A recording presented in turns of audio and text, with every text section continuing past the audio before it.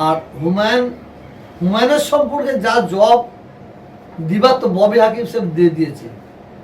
এরপরে আমার কি দিবার আছে বলে আমি মনে করি না। আমি বাংলার মানুষকে বলবো, আমরা সবসময় সাম্প্রদায়িকের বিরুদ্ধে ভোট দেবো, উন্নয়নের পক্ষে ভোট দেবো। তবে হ্যাঁ মমতা ব্যানার্জির এই সাজানো বাংলায়, সাজানো বাগানে কিছু দুপায়ে জন্তুর ঢুকেছে, তাদের বিরুদ্ধে আমরা ভোট দেবো। আমরা মমতা ব্যানার্জির বিরুদ্ধে ভোট দেবো এটা আমরা বাংলার মানুষকে ভাবি না। আমরা কেউ ভাবে না মমতা ব্যানার্জির বিরুদ্ধে ভোট দেবে, এটা বাংলার মানুষকে ভাবে না। আমরা সরকারের বিরুদ্ধে ভোট নয়, আমাদের ব্যক্তির বিরুদ্ধে। মমতা ব্যানার্জি যে লড়াই করে বাংলার একটা সুন্দর বাগান তৈরি করেছে, সেই বাগানে কিছু দুপায়ে জন্তুর পশু ঢুকেছে, সেই পশুগুলো বিরুদ্ধে ভোট আমরা বাংলায় দেব।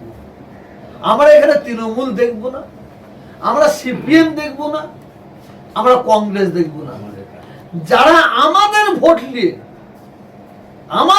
নিয়ে বিশেষ করে মুসলমানদের ভোট নিয়ে মুসলমানদের লড়াই লাগিয়েছে, মিথ্যা কেস দিয়ে মুসলমানদের জড়িয়েছে, যারা অরাজকতা করেছে, তাদের বিরুদ্ধে আমরা ভোট দেবো। আমাদের ভোট মমতা ব্যানার্জির বিরুদ্ধে ভোট নয়, উন্নয়নের পক্ষে ভোট, সম্প্রীতির পক্ষে ভোট।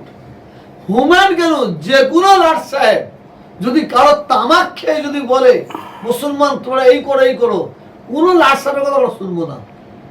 এবং মমতা ব্যানার্জি যদি উনি বলেন, এটা হাত ধরে বলে এটা আমার প্রার্থী, একে ভোট দেওয়া মানে আমাকে ভোট দেওয়া, একে ভোট দেওয়া মানে আমাকে ভোট দেওয়া, মমতা ব্যানার্জি যদি বলে, বাংলার মানুষ এবার আমরা শুনবো না।